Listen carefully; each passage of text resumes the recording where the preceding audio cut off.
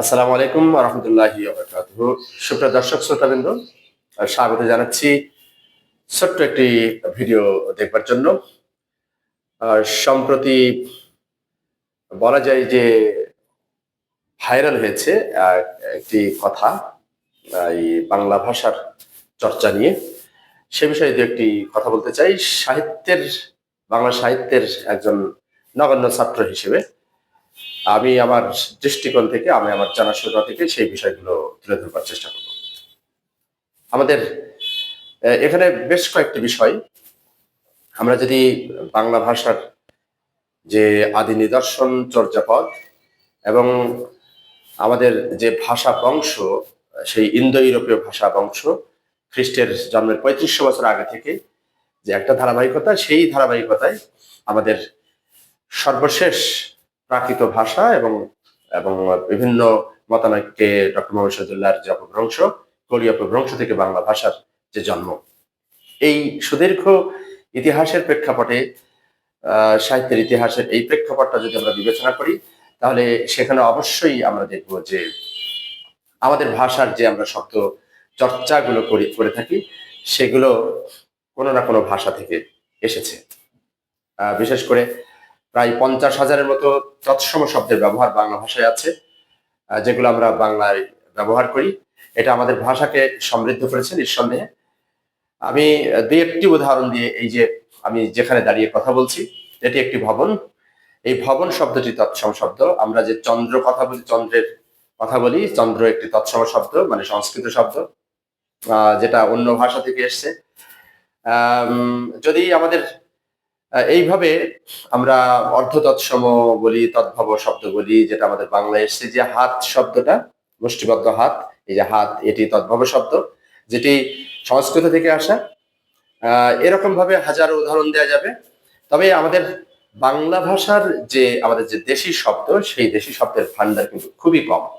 এবং এই দেশি ভাষার যে শব্দ ভান্ডার, আমরা যে উদাহরণগুলো সাধারণত বিভিন্ন ব্যাকরণ গ্রন্থের মধ্যে পাই, যেমন পেট, কোলা, ডিঙ্গা, এই যে এই ধরনের শব্দগুলো, তারপরেও ভাষা বিজ্ঞানীরা বলছেন যে এইসব শব্দের উৎস, সোর্সটা কোথায়, এটা কিন্তু পাওয়া যায় না, অজ্ঞাত।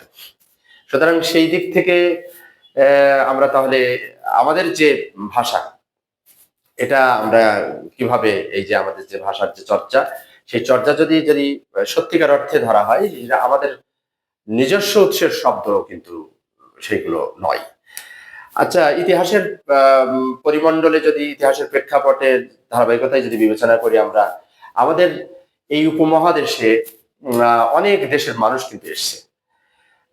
আমরা দেখি মধ্যপ্রাচ্য থেকে, সৌদি আরব থেকে, ইউরোপ থেকে, তারপরে ওলন্দাজ, ডাচরা এসছে এখানে, ফরাসিরা এসছে, ইংরেজরা তো বটেই এসছে।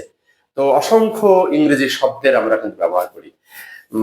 মানে আমাদের ভাষার এই যে বিভিন্ন সংমিশ্রণ মিলে যে আমাদের ভাষাটাকে সমৃদ্ধ করেছে, সেই দিক থেকে যদি আমরা হাইলাইট করি, আমরা যদি এই যে আমি হাইলাইট শব্দটা ব্যবহার করলাম, এটা আমাদের দৈনন্দিন কথোপকথনে, এই যে আমি যে মোবাইল দিয়ে ভিডিওটা করছি, এই যে মোবাইল শব্দটা ব্যবহার করলাম, এরকম নানাবিধ শব্দ, চেয়ার, টেবিল, বই, মানে বেঞ্চ, এই যে নানাবিধ শব্দের আমরা ব্যবহার করি। আমরা পানি খাই, ইভেন এই পানির শব্দ, তারপরে এরকম এই যে পোশাক, আমরা যে পোশাক পরি, পোশাক শব্দ, রিক্সা, এই যে রিক্সার দৈনন্দিন যে ব্যবহার হয়, এইগুলো কিন্তু আমাদের বাংলার শব্দ না, এগুলো অন্য ভাষা থেকে এসছে। আমি জাস্ট কয়েকটা এক্সাম্পল এখানে দিলাম। সুতরাং এই যে যে শব্দটি নিয়ে বিতর্ক হচ্ছে, এই যে ইনকলাব, তারপরে এই যে এই শব্দগুলো কিন্তু আমাদের ভাষাটাকে সমৃদ্ধ করেছে, এটা নিঃসন্দেহে। সুতরাং ভাষাটাকে কেউ যদি চার দেয়ালের মাঝে বন্দী করে রাখতে চায়, সেটি অত্যন্ত অত্যাচার হবে, ভাষার প্রতি মানে এক ধরনের বলবো নির্মমতা হবে। সুতরাং ভাষাকে এই চার দেওয়ালের মাঝে বন্দী করে রাখার কোনো অবকাশ এখানে নেই। আমরা এখন এআই এর যুগে বসবাস করি, আর্টিফিশিয়াল ইন্টেলিজেন্সের যুগে বসবাস করি, এই গ্লোবাল ভিলেজের যুগে বসবাস করি।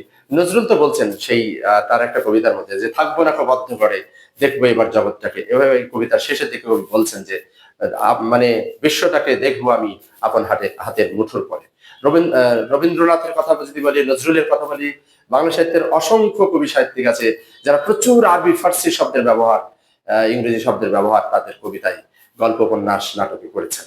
সুতরাং কোনোভাবেই এটাকে ডিফেন্ড করার সুযোগ নাই যে এটাকে বাদ দিতে হবে বা এইটাকে এটা থেকে আমাদের বেরিয়ে আসতে হবে। এটা আমাদের এক ধরনের, আমি বলবো যে আমাদের অজ্ঞতা এবং না জানা থেকে এই জিনিসগুলো হচ্ছে।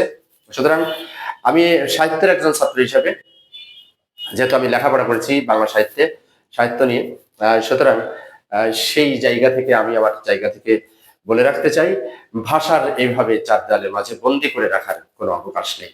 ভাষা হোক উন্মুক্ত, এবং আমাদের এই যে ভাষাটা সমৃদ্ধ হয়েছে, সেই সমৃদ্ধ এই ভাষাটাকে আমরা পৃথিবীর মানচিত্রে, পৃথিবীর কাছে ছড়িয়ে দিই, সেটাই হবে আমাদের সবচেয়ে গৌরবের বিষয়। আমরা এই জন্য 1999 সালে ইউনেস্কোর যে সংস্থা কর্তৃক আমাদের যে ভাষা আন্তর্জাতিক মাতৃভাষা হয়েছে, মাতৃভাষা, এই যে সারা বিশ্বে আমাদের এই ভাষাটাকে মানুষ চিনছে, জানছে, এটি অনেক বড় একটা অ্যাচিভমেন্ট, অনেক বড় একটা অর্জন। এই যে আমাদের কথোপকথনে, দৈনন্দিন কথোপকথনে আমরা যে ইংরেজি শব্দের প্রচুর ব্যবহার করি, আরবি ফার্সি শব্দের ব্যবহার করি, সুতরাং এই শব্দগুলোকে অন্য ভাষার শব্দ বলে, অন্য দেশের শব্দ বলে ট্রিট করার কোনো এখন সুযোগ নাই। সুতরাং আমি আমার জায়গা থেকে বলতে চাই, আমাদের ভাষার এই যে শব্দের প্রাচুর্যতা, এটা আমাদের ভাষাকে নিঃসন্দেহে সমৃদ্ধ করেছে। সুপ্রিয় দর্শক শ্রোতা বৃন্দ, আমার এই ভিডিওটা যদি আপনাদের কিছুমাত্র কাজে এসে থাকে, তাহলে অবশ্যই এটি জানানোর জন্য এটি শেয়ার করে দিতে পারেন, লাইক, কমেন্টও করতে পারেন। আপনাদের সকলের শুভকামনা করেই আজকের মতো এখানেই বিদায় নিচ্ছি। আসসালামু আলাইকুম ওয়া রাহমাতুল্লাহি ওয়া বারাকাতুহু।